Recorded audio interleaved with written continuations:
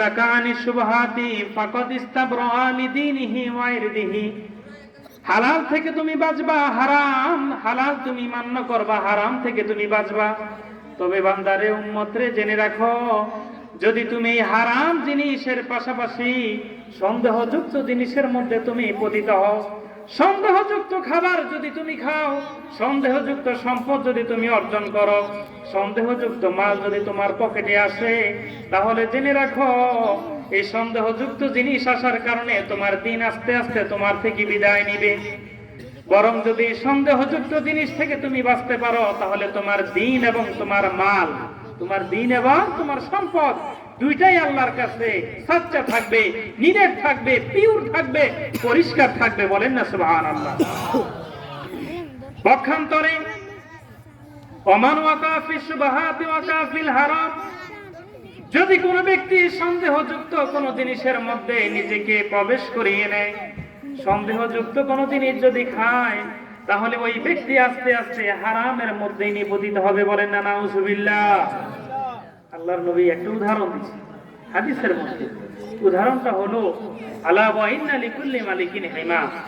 রাসূলুল্লাহ বলেছেন, পৃথিবীর মধ্যে যত রাজা বাদশা আছে, রাজা বাদশা আছে না, কথা কোন আছে কিনা? এই রাজা বাদশাদের কিছু এলাকা থাকে, কিছু জায়গা জমি থাকে যেগুলো নিষিদ্ধ, জনসাধারণের জন্য সেখানে প্রবেশ করার কোনো অনুমতি নাই, নিষিদ্ধ ভূমি।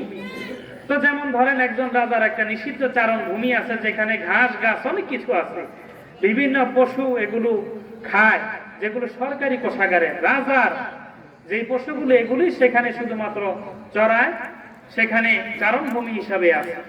তো রাসূলুল্লাহ বলেছেন, কোন রাজার যদি নিষিদ্ধ কোন চারণ ভূমি থাকে, তুমি যদি তোমার পশুটাকে ওই চারণ ভূমির পাশে নিয়ে রাখো, তাহলে নিষিদ্ধ ভূমির মধ্যে পশুটা যে কোনো সময় মুখ দিতে পারে, মুখ দিতে পারে। যেমন ধরেন এখন তো স্বাভাবিকভাবে জমিনের মধ্যে ধান রোপণ করা হয়েছে, এখন আপনার আরেক ভাইয়ের একটা ক্ষেত, আরেক ভাইয়ের একটা জমি, আপনি একটা ছাগল বাদ দেন ওই জমির পাশে, আইলের কাছে। কথা বুঝতে পারছেন? আইলে আপনাদের দেশে কি বলে? আইল। এখন গরু ছাগল এদের তো বিবেক নাই, প্রাণ আছে। কি আছে? প্রাণ আছে। কিন্তু আল্লাহ মানুষকে যে আকল দিয়েছেন, যে বিবেক দিয়েছেন, গরু ছাগলের মধ্যে কি তা আছে? নাই। আপনি একটা ছাগলকে, গরুকে সারাদিন ভালো ভালো খাওয়াইয়া যদি সবুজ ঘাসের পাশে বাইন্দা করলে, ভাই এত খাওয়ান খাওয়াইছি তুই কষ্ট কইরা আল্লাহর ওয়াস্তে এই আমার ভাইয়ের ফসলগুলির মধ্যে মুখ দিস না, এটা কইয়া যদি আপনি ওই সবুজ ঘাস যুক্ত অথবা ফসল যুক্ত জমির পাশে আপনি ছাগলটা ছেড়ে দিয়ে আসেন অথবা গরু ছেড়ে দিয়ে আসেন, তাহলে গরু ছাগলের ফসলে মুখ দিবে কি দিবে না? তো জোরে বলেন, দিবে কি দিবে না?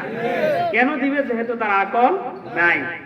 তো রাসূলুল্লাহ বলছেন, হারামের এরিয়াটা হলো এরকমের, হারামের এরিয়ার চতুর্পাশে বাউন্ডারি দেওয়া আছে। একটা হলো সুদ, আরেকটা হলো ঘুষ, আরেকটা হলো মদ, আরেকটা হলো জুয়া, জিনা, মিথ্যা, গীবত, শেকায়েত, পরনিন্দা, চুগলখড়ি, এসব কিছু হলো ওই যে রাজার নিষিদ্ধ ভূমির মতো আল্লাহ পাক রব্বুল আলামিনেরও নিষিদ্ধ ভূমি, নিষিদ্ধ জায়গা। সুতরাং সন্দেহযুক্ত জিনিস হলো ওই যে ছাগল চড়ানোর মতো। তুমি যদি ছাগলটাকে নিষিদ্ধ ভূমির কাছে না, যে কোনো সময় মুখ দিতে পারে, সুতরাং তুমিও যদি সন্দেহযুক্ত জিনিস খাইতে থাকো, যে কোনো সময় আস্তে আস্তে হারামের মধ্যে তুমি ঢুকে যাবা।